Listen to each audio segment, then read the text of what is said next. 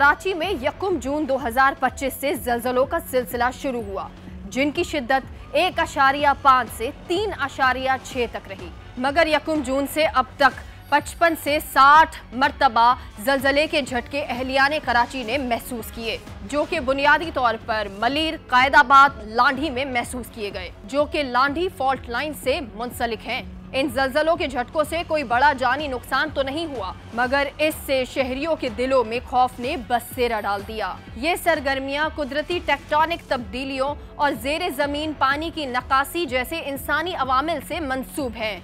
4 जुलाई 2025 को कराची के इलाके लियारी में बगदादी की एक गुंजान आबाद गली में वाक़े 5 मंजिला रिहायशी इमारत, जिसे मुकामी तौर पर फोर्टन मेंशन के नाम से जाना जाता है, अचानक मुनहदिम हो गई। इस इमारत में तकरीबन 12 खानदान रिहाइश पजीर थे। इस तबाही से कम से कम 27 अफराद हलाक हुए, जिनमें खवातीन और बच्चे शामिल थे। आखिरी लाश 6 जुलाई 2025 को बरामद की गई। जुलाई 2025 में एक्सप्रेस ट्रिब्यून में छपने वाली एक रिपोर्ट में ये बात सामने आई कि ज़ेरे ज़मीन पानी में खतरनाक हद तक कमी की एक बड़ी वजह टेक्टोनिक एक्टिविटी हो सकती है। जहाँ तक बात इन ट्रेमर्स की जो गुज़िश्ता चंद महीनों में आपने कराची में देखे, तो बिल्कुल उससे इसका गहरा ताल्लुक़ है। और वो इस तरह से है कि ये जितनी भी कराची की जो प्लेट है, जिसको हम कहते हैं जियोलॉजिकली, वहाँ पे एक फॉल्ट गुजर रहा है कराची से, जो कि ईस्ट वेस्ट ट्रेंड के अंदर है, जो उसको हम नगर पार्कर फॉल्ट भी कहते हैं।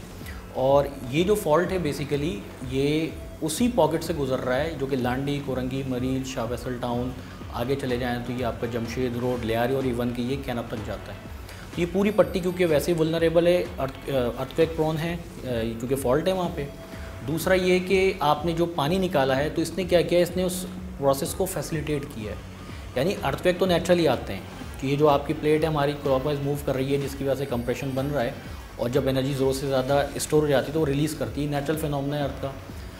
तो वो जो भी एनर्जी रिलीज़ हुई है, उसको जो फैसिलिटेट करने का काम है, ये आपने ग्राउंड वाटर से लिया है। और वो किस तरीके से कि जब आपने ओवर एक्सट्रैक्शन की है, तो उसके नतीजे में वहाँ पे एक प्रेशर का ग्रेडियंट डेवलप हुआ है, जिसकी वजह से जो एनर्जी है जो अंदर स्टोर हो रही थी, वो बहुत तेज़ी से यानी इंस्टेंटेनियसली जो है वो रिलीज़ हुई है, जिसके नतीजे में आपने देखा कि ख़ासतौर पर मली, कोरंगी और लांडी साइड पे ज़लज़ले के या ट्रेमर्स के जो है ना शॉक्स आपने ऑब्जर्व किए।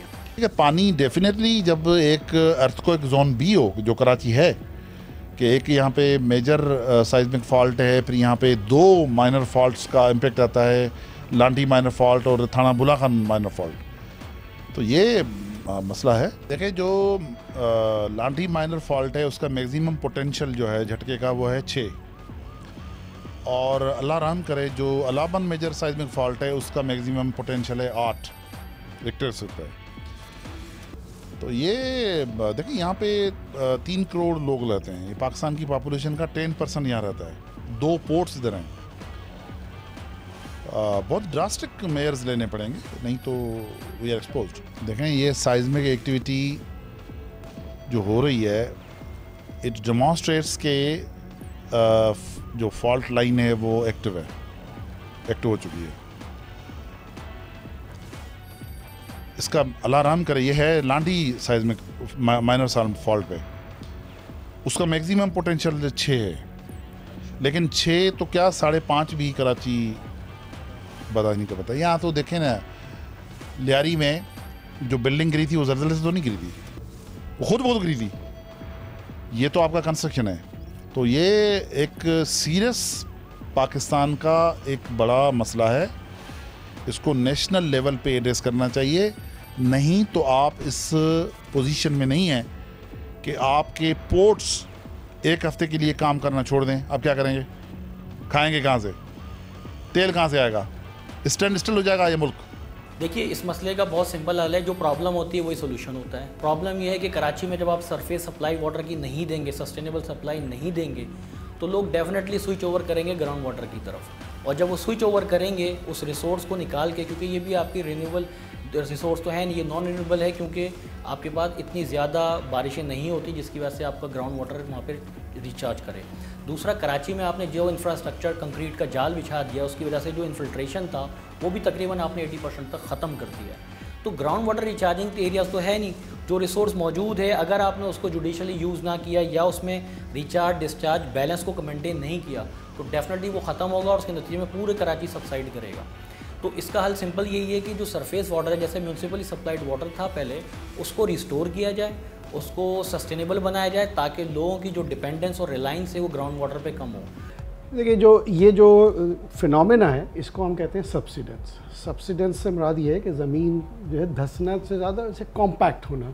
सब्सिडेंस के दो एलिमेंट है या दो उसकी कह लें वजूहात हैं, कॉजेज़ हैं। एक तो नेचुरल है, दूसरा है मैन मेड या ह्यूमन मेड, कि जहाँ पर इंसान की किसी एक्शन की वजह से या किसी काम की वजह से ये प्रोसेस भी होता है।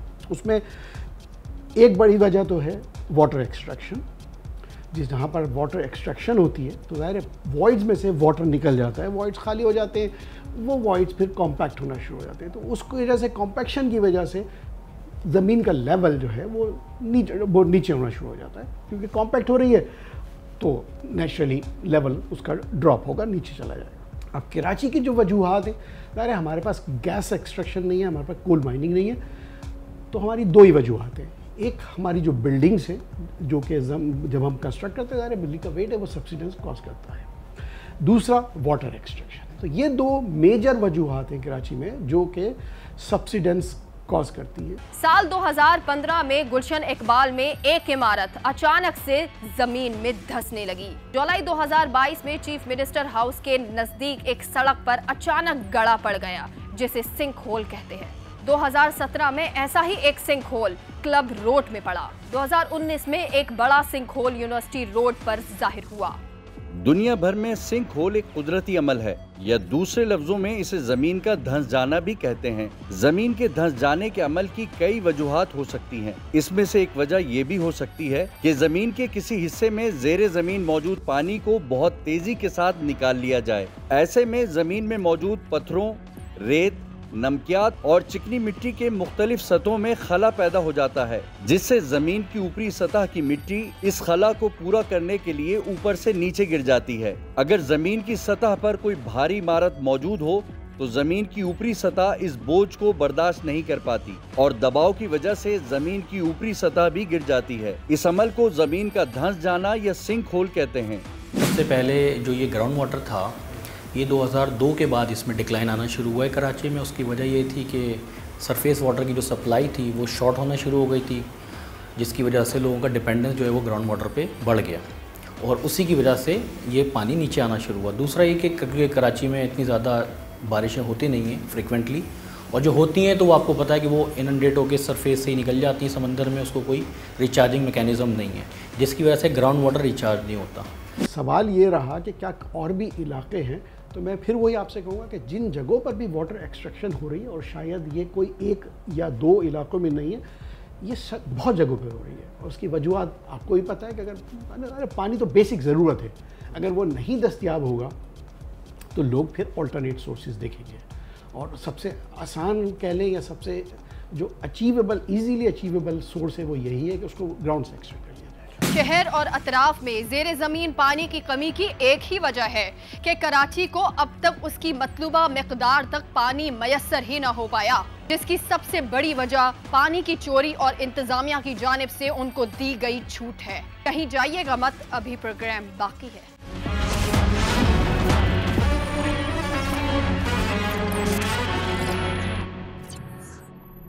हम अपने पिछले प्रोग्राम्स में दिखाते आ रहे हैं कि कराची शहर किस तरह पानी की बूंद बूंद को तरस रहा है। कराची नाज़माबाद में पानी की तरसील का मसला नया नहीं। साल हर साल से यहाँ के रिहायशी पानी की कमी की वजह से टैंकरों और टंकी माफिया के मरहूने मिन्नत रहे हैं। हमें इत्तला मिली नॉर्थ नाज़माबाद ब्लॉक 3 में मौजूद पानी की लाइन से चोरी की। ये इलाका कटी पहाड़ी के नजदीक मौजूद है, जहां हमने जरूरी समझा कि वीडियो साजी के लिए पुलिस को इत्तला की जाए ताकि माजी की तरह किसी भी नाखुशगवार वाक़े से बचा जा सके। यहाँ पहाड़ी पर गाड़ी जूं ही चढ़ी, यहाँ तैनात अफराद चौकन्ना होने लगे, मगर हमने ये मनाजिर गाड़ी में बैठकर ही रिकॉर्ड कर लिए। आगे जाके फिर ये इन्होंने मोटरें लगाई हुई हैं, ठीक है, मोटरें नहीं देख सकते, मोटरें नहीं देख सकते, इसके लिए फिर पैदल ऊपर चढ़ना पड़ेगा पहाड़ पे। अच्छा। ये टैंक है सामने, ठीक है, गाड़ी को ऐसा कर, ये सामने टैंक है, ये सरकार का टैंक है, यहाँ पानी जमा हो रहा है, यहाँ पानी जमा हो रहा है। ये देखिए, ये बंदा बैठा हुआ है, ये चेक कर, हाँ,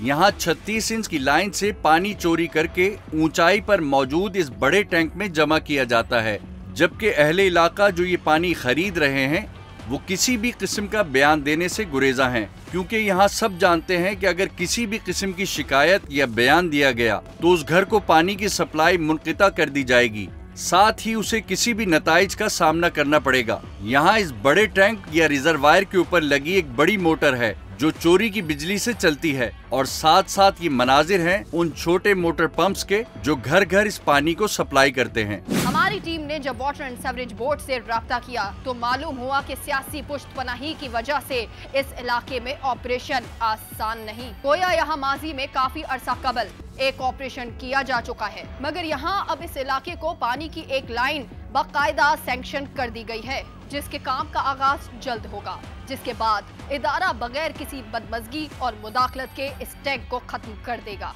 इसके बाद टीम गिरफ्त ने दौरा किया फेडरल बी एरिया का, जहां शरीफाबाद और इसहाकाबाद में टैंक की माफिया ने अपने पंजे गाड़ रखे हैं। इत्तला के मुताबिक बरसा बरस से इसहाकाबाद का ये मिनी हाइड्रेंट, जो कि मुबैना तौर पर सबसॉइल और पानी की लाइन के पानी को मिलाकर पानी फरोख्त करने का गैर कानूनी कारोबार कर रहा है। सबसॉइल वाटर यानी जेर जमीन पानी की कमर्शियल बुनियाद पर फरोख्त इतनी ही ममनू है कि जितनी गैर कानूनी हाइड्रेंट की, मगर यहाँ इत्तला के मुताबिक कमोबेश 6 साल से पानी की फरोख्त जारी है, जो कि इस वक्त एक गाड़ी में मौजूद टंकी की भराई 1000 रुपए वसूल करता है, और तकरीबन यहाँ रोजाना की बुनियाद पर 90 से 100 गाड़ियाँ पानी भरकर अतराफ और दीगर इलाकों में पानी की सप्लाई करती हैं। इस इलाके में और इससे मुत्तसिल इलाकों में इस अरसे में पानी की बाकायदा सप्लाई, जो कि वाटर बोर्ड की लाइनों में की जाती है, इंतहाई कम हो गई है। लिहाजा अहले इलाका इन गाड़ियों से पानी डलवा कर अपनी रोजाना की जरूरत को पूरा करते हैं, जिसकी कीमत फी गाड़ी 2000 रुपए है, जो कि 1000 लीटर होती है। Karachi water and sewerage board के एंटी थेफ्ट सेल को इस काम की इत्तला दी गई तो टीम फौरी रवाना हुई।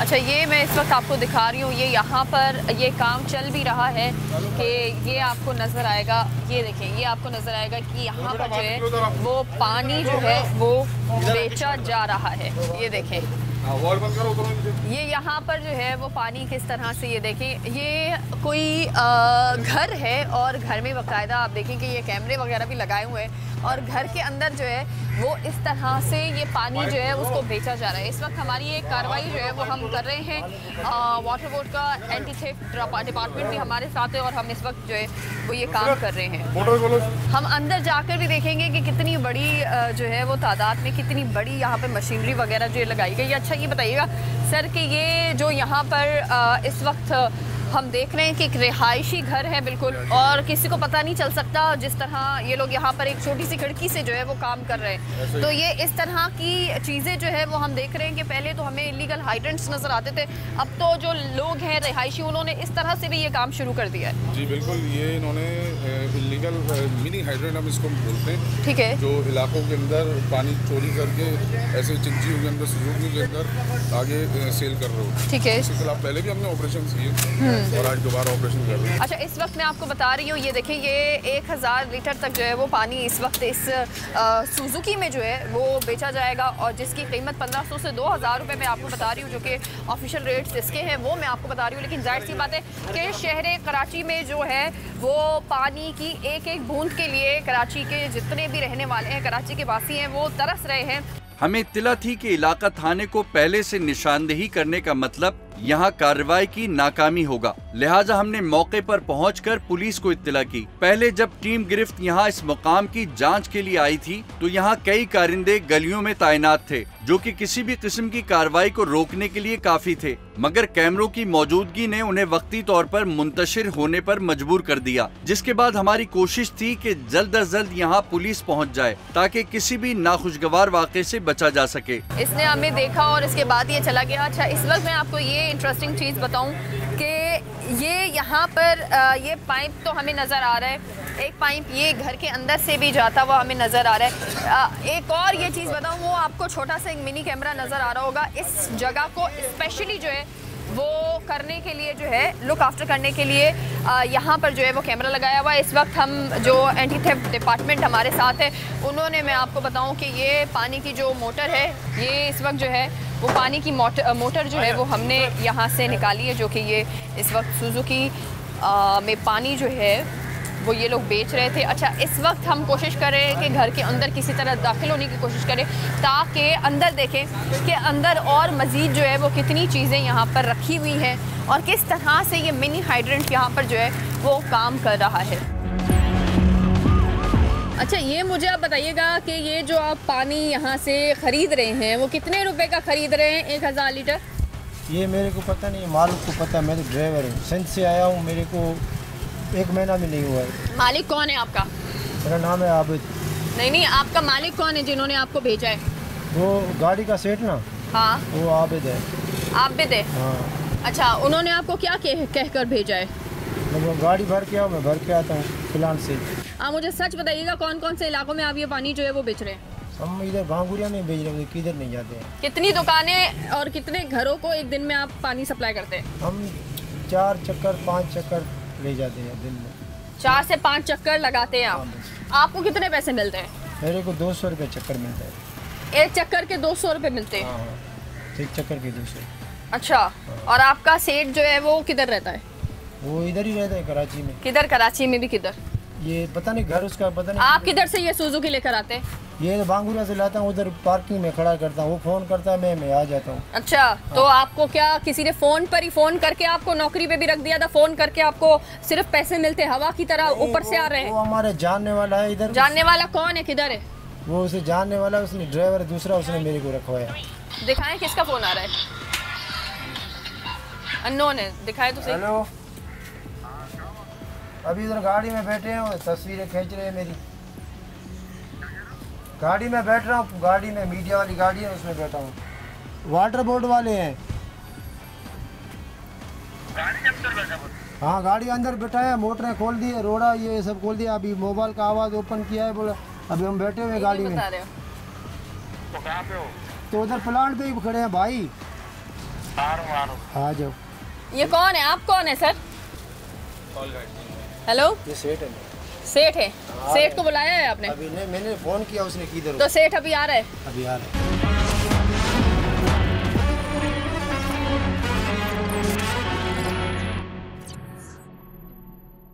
कार्रवाई के दौरान पुलिस को फौरन इत्तला कर दी गई, क्योंकि थाना इस इलाके से ज्यादा फासले पर नहीं, मगर इसके बावजूद पुलिस राब्ते में तो रही, मगर मौके पर बहुत देर से पहुंची। मगर उसके बाद यहां इस मकान के दरवाजे न खोले गए और वाटर एंड सीवरेज बोर्ड का अमला बमे पुलिस बेबस बाहर इंतजार करता रहा।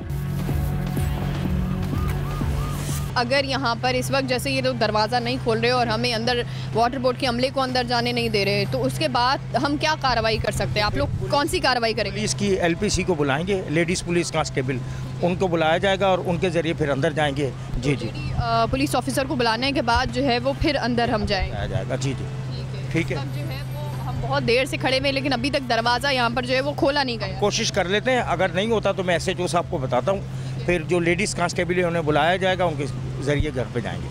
ठीक।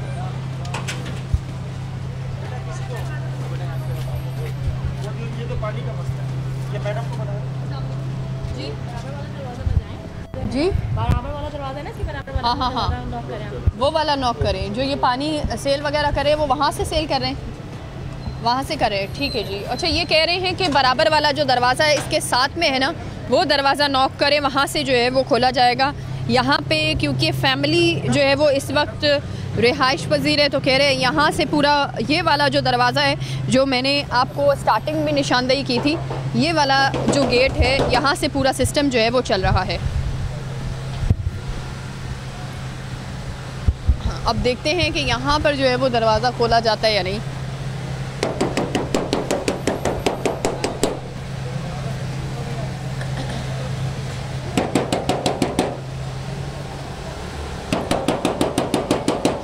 अंदर से जो आवाज़ें आ रही है वो मैं आपको बताऊं कि मोटर चलने की, बहुत बड़ी मोटर चलने की आवाज़ जो है वो अंदर से इस वक्त आ रही है। ये दरवाज़ा खोले तो ये पानी कौन बेच रहा है ये बताइएगा। तो आप दरवाज़ा तो खोलें, कोई जेंट्स नहीं है, लेडी ऑफिसर को बुलाएं ताकि फिर अंदर जाए। मैं ऐसे तो आपको बुलाऊं। यस। तकरीबन 1 घंटा गुजर जाने के बाद अंदर से एक शख्स ने दरवाजा खोला, मगर ये सारा सिस्टम ऐसा बनाया गया था कि घर के बाहरी हिस्से से इदारे के लोग आगे न जा सकें। इस वक्त हम दाखिल हो चुके हैं घर के अंदर और हम आपको बताएं कि ये जनरेटर चल रहा है जिसकी आवाज़ बहुत तेज़ है। अच्छा, ये इस वक्त जो है water board anti theft department जो है वो अपनी कार्रवाई कर रहा है और इस वक्त पानी की मोटरें जो है वो ढूंढी जा रही है कि जो ये बाहर से कनेक्शन लगा हुआ है उसकी मोटरें कहाँ पर है। ये इस साइड से आ रहा है, यहाँ से फिलिंग ये लोग ऊपर से कर रहे हैं। ऊपर से पानी आता है और ये यहाँ पर गाड़ियों से फिलिंग करते हैं। तो मेन इसकी टैंकी ऊपर लगी, ऊपर जहाँ से बाहर से आप लोगों को पता चल रहा था वहीं से ये टंकी है। आइए आगे आइए। ये देखें, ये बड़ी सी टैंकी मैं इस वक्त आपको दिखा रही हूँ। ये पानी की टैंकी जो है वो लगी हुई है जिसके पाइप हमें दूर से भी बहुत क्लियर, मैंने आपको पहले दिखाया था कि ये इसके कनेक्शन जो है वो यहाँ से होते हुए उस साइड जो है वो पानी के आ रहे हैं। ये सारा सामान इसकी FIR होगी और हमारे ऑफिस में भी ये सारी सुजुकियाँ जो आपने बाहर देखी सब होंगी, जब्त होंगी। ये उसके बाद फर्दर आगे कार्रवाई करेंगे। ये इन पर भी जो है वो FIR की जाएगी जो ये सेल कर रहे हैं पानी। जाहिर सी बात है अभी हमें नाम नहीं पता लेकिन हाउस नंबर वगैरह हमें पता है। बिल्कुल हमें हाउस नंबर पता चल गया इसका और अगर बंदा हमें दोबारा भी नहीं मिला तो दोबारा कार्रवाई करेंगे यहाँ पर। जी बिल्कुल बिल्कुल। इस वक्त इलेक्ट्रिसिटी से लेकर तमाम तर पाइप जो लाइन है वो सारी रिमूव हो जाएगी। बिल्कुल, अभी हम सारी चीज़ें रिमूव कर रहे हैं। इलेक्ट्रिक आपके सामने रिमूव कर दी है, अभी पाइप रिमूव कर रहे हैं। बाउंड्री वॉल्स के अंदर कर रही हैं, उनको भी हम लोग सील करते हैं। अब ये रिहायशी इलाका है, इसके अंदर पुलिस इनके साथ क्या करती है ये तो आप उनसे मालूम करें। बाकी हमने अपनी कार्रवाई पाइप जो है वो सब रिमूव कर रहे हैं। इलीगल जो है वो लाइन लगाई हुई है, सब सॉइल वाटर है जो मैं आपको इस वक्त दिखा रही हूँ कि ये लाइन जो है वो किस तरह से अंदर पानी जा रहा है, अंदर लाइन जा रही है। और ये इलीगल कनेक्शन लगाए हुए एक जगह पर नहीं लगाए हुए, 2-3 जगहें हमें नज़र आ रही है जहाँ पे यहाँ पर जो है वो इस तरह से ये सब सॉइल वाटर कनेक्शन जो है वो लगाए हुए। आप तमाम लोगों को पता है कि ये कितना इलीगल काम है। ये इतना ही इलीगल है जितना कराची में वाटर हाइड्रेंट जो है इलीगली रन किए जाते हैं। इसी तरह से जो है वो कानून के मुताबिक अदालती अहकामात हैं कि सब सॉइल वाटर जो है वो कहीं पर अगर कनेक्शन लगाए हुए गए हैं, इलीगल कनेक्शन लगाए गए हैं, उन पर भी सख्त से सख्त जो है वो कार्रवाई की जाएगी।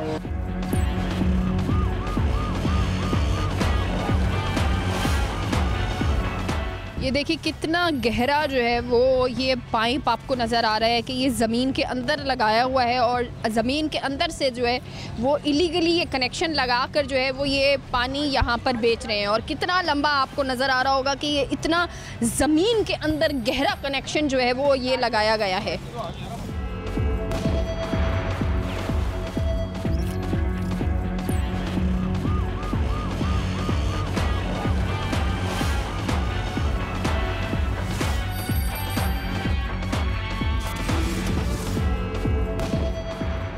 ये सारा सिस्टम ऐसा बनाया गया था कि घर के बाहरी हिस्से से इदारे के लोग आगे न जा सकें और मजबूरी के आलम में पानी चोरी और फरोख्त में इस्तेमाल सामान जब्त करके यहाँ से रवाना होना पड़ा। मुख्तलिफ किस्म के पाइप वगैरह आज हमने आपको दिखाए जो वहाँ से जब्त किए गए हैं। उसके बाद यहाँ पर किस तरह से एंट्री की जाती है, उसकी रजिस्ट्रेशन की जाती है और किस तरह से कार्रवाई होती है। अस्सलाम वालेकुम सर। वालेकुम अस्सलाम।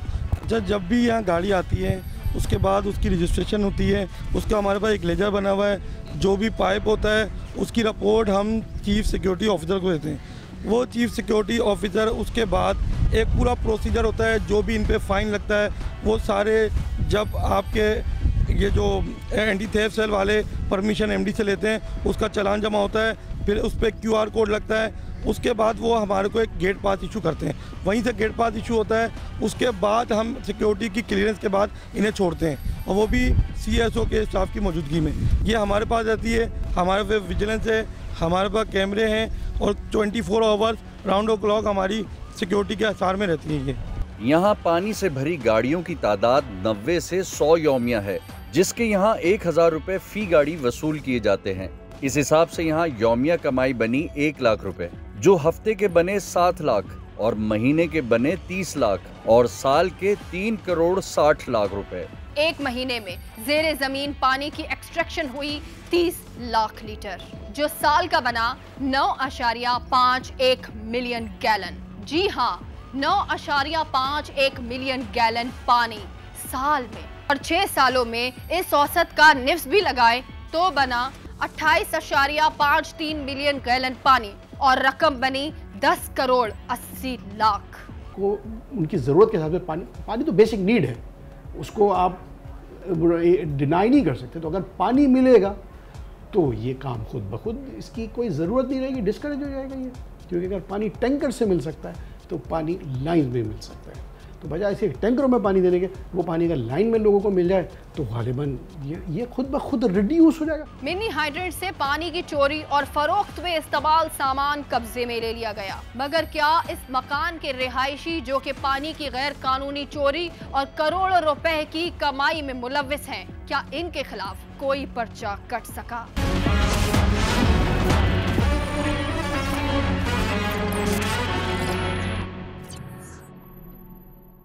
कराची में अभी भी कई मकामात पर जेर जमीन पानी की फरोख्त और लाइनों में कनेक्शन लगाकर बेचा जा रहा है। टीम गिरफ्त इन्फॉर्मर्स पानी चोरी की इत्तला पर कराची के इलाके गराब टाउन में पहुंचे।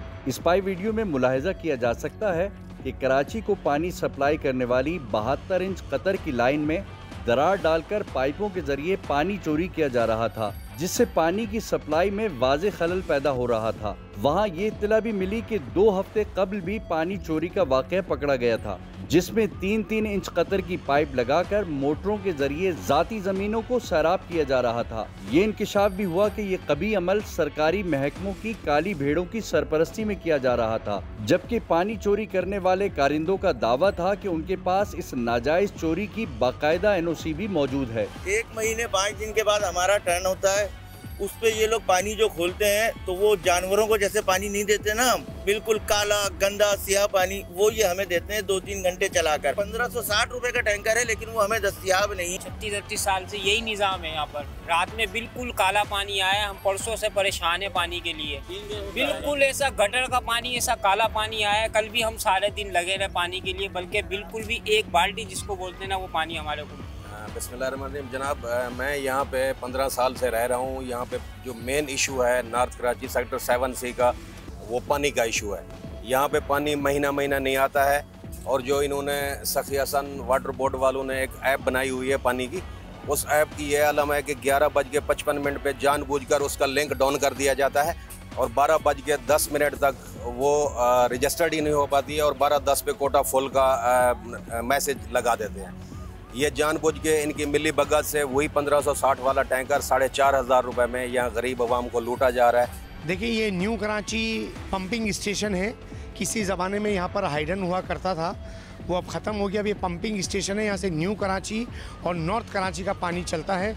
जो आपके सामने टैंक नज़र आ रहा है, ये जो मशीनें नज़र आ रही हैं, यहाँ से पानी की सप्लाई ये न्यू कराची और नॉर्थ कराची के इलाके को होती है। 7 दिन या 6 दिन पानी को चालू हुए हो गए, लेकिन लोग अभी रो रहे हैं। पंपिंग स्टेशन बड़ा है, आबादी बहुत बड़ी है, लेकिन पानी बहुत थोड़ा है। इस वजह से पानी पूरा होता नहीं है।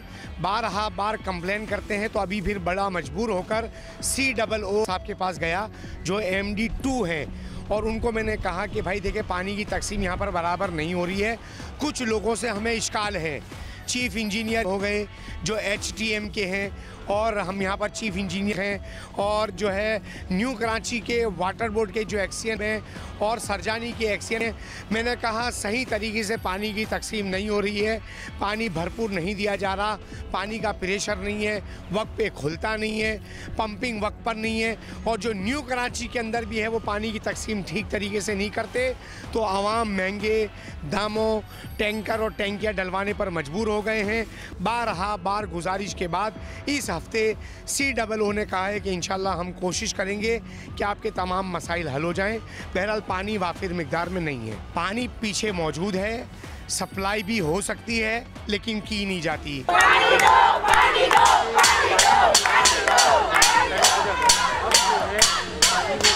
15 दिन के बाद शुरू होता है, हमें 4-4 दिन के बाद पानी चाहिए, और वो भी फुल चाहिए। जैसे अभी बिल्कुल पानी नहीं आ रहा है, हमारे घरों में पानी नहीं है, हम पैसे वाले लोग हैं नहीं जो हम टैंकर लाए। किरायादार हैं, बच्चे वाले हैं, तो सब यही कहते हैं ना, कभी 5000 का, कभी 8000 का, कभी 4000 का, जैसे जैसे मंगवाते हैं, छोटा बड़ा जैसे गुंजाइश होती है। एप्लीकेशन दी है, मगर अभी तक कोई काम नहीं हो रहा है। हमारे 4 साल हो गए ये गली में। पहले है ना 14 पॉइंट वो खोलते थे, फुल पानी आता था माशाल्लाह से, लेकिन अभी क्या 2.5 पॉइंट 3 पॉइंट इतना खोलते हैं, तो कैसे हमारी पट्टी पे पानी आएगा? वहाँ आता है, वहाँ आता है, हमारे यहाँ तो आता ही नहीं है। पंपिंग का क्या नहीं है मसला, सीधा सीधा पानी आया ना, उसका खुसल देने का पानी नहीं है, कहाँ की कानूनी है। वो इतना भी खुदा का खौफ उन लोगों को नहीं है कि इंसान को मर जाए उस वक्त तो उसका खुसल का तो पानी चाहिए कि नहीं चाहिए। लोगों की शिकायत के ऊपर हमने यहाँ एक बहुत बड़े बड़े प्रोजेक्ट्स किए हैं। मैं एक प्रोजेक्ट का आपको बताऊँ, ये अगर बाबा फिश का अगर आपने नाम सुना है तो यहाँ से लेकर तकरीबन 1 किलोमीटर तवील जो है ना, हमने यहाँ पे पाइपलाइन भी वहाँ पर डाली है। वाटर बोर्ड की यकीन दहानियों के बाद कि भाई यहाँ पे ये लाइन सर आप अपने फंड से हम डाल के दे दें, पानी तो इंशाल्लाह ताला सा फरवानी से आएगा। फिर इसी तरह से सुफा मस्जिद के पास भी हमने यही सारा प्रोजेक्ट किया।